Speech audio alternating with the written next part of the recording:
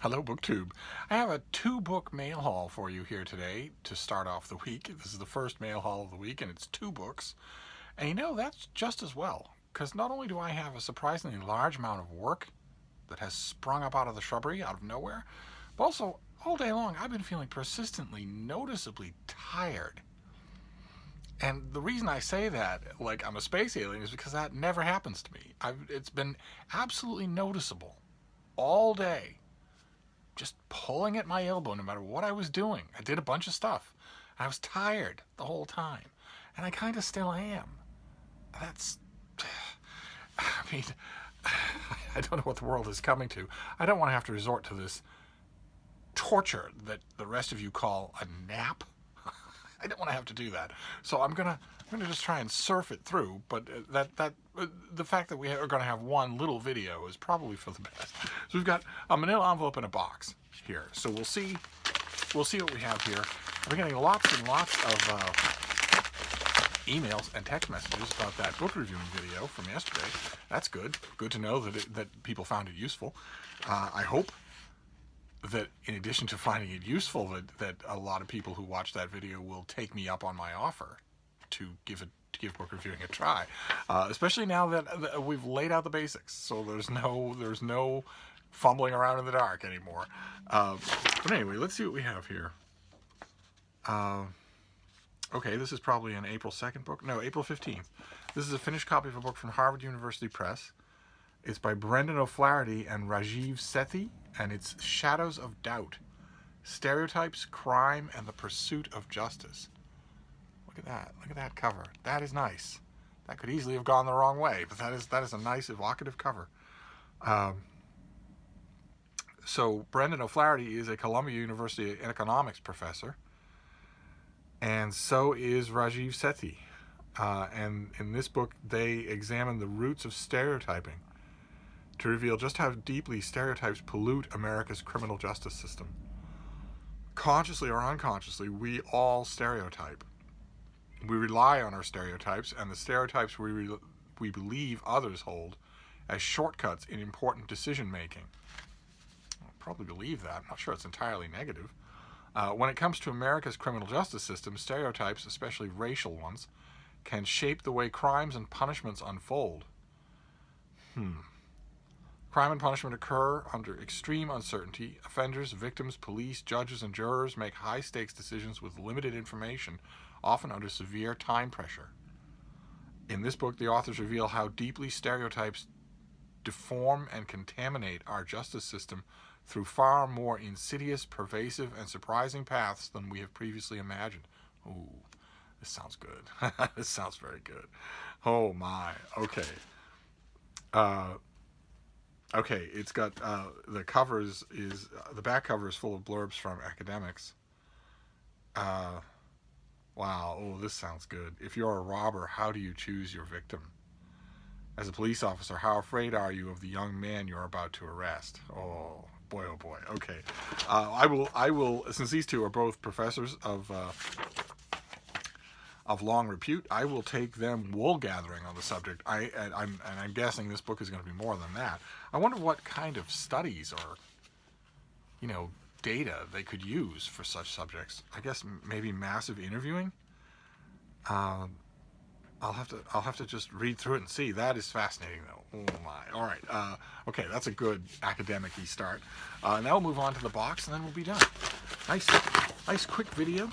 I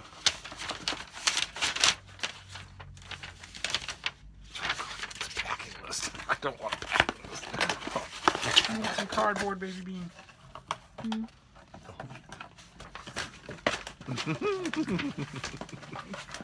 Oh.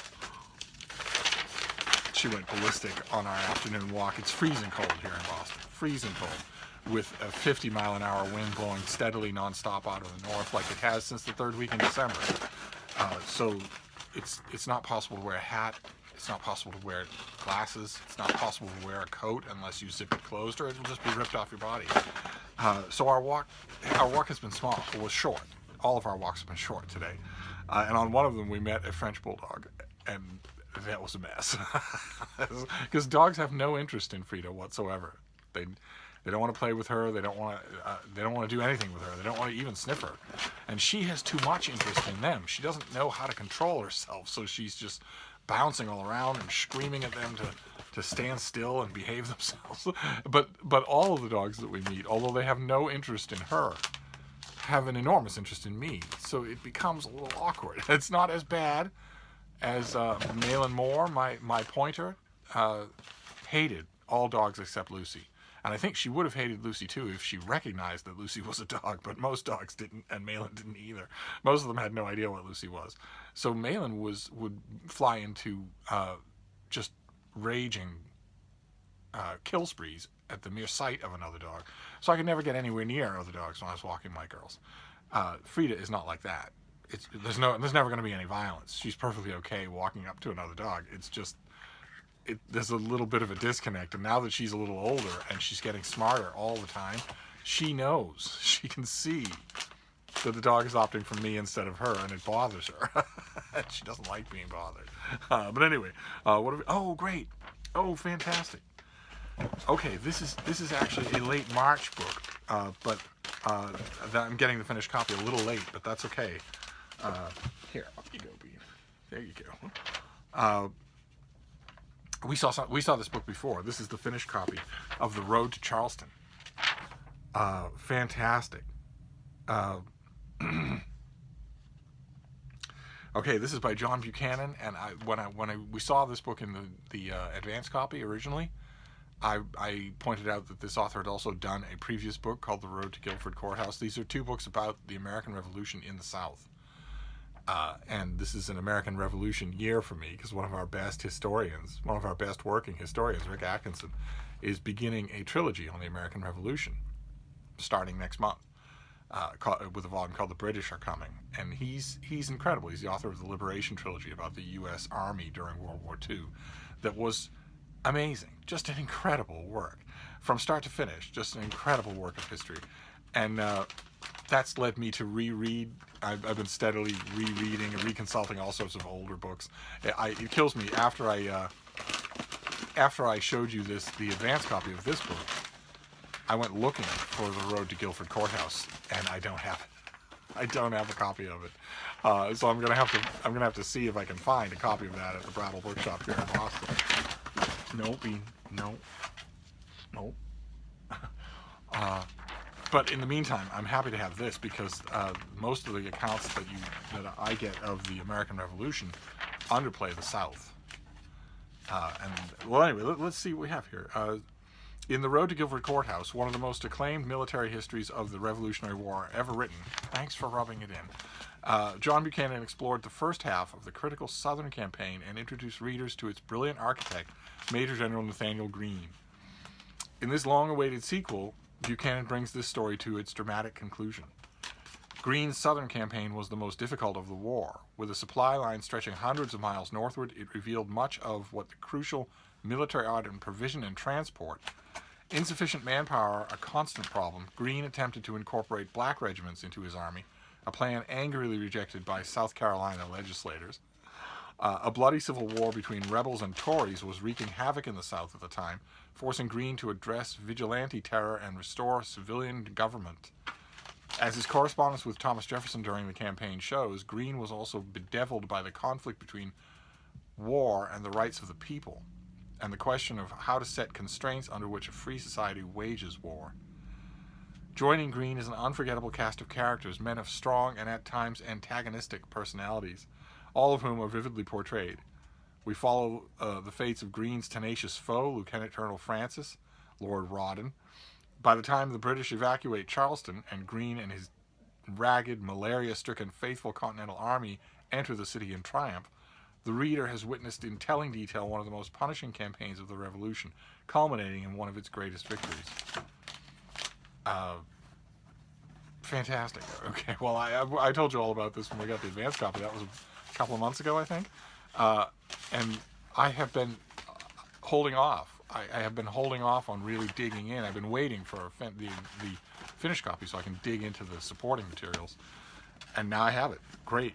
So this has a date of March, but I'm going to hope to write a review of it, even though it's a little bit late. And that is it.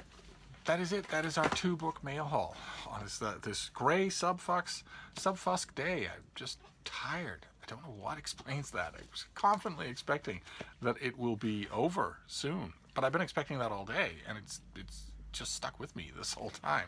Ordinarily now, I should be facing the last third of my day, the last 10 hours of my day, but instead, all I want to think about is this nap business you people go on and on about.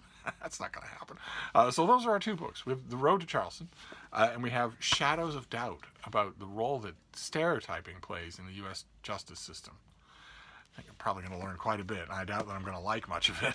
So that's it. That is our mail haul for today. 2 books, and I don't think I'm going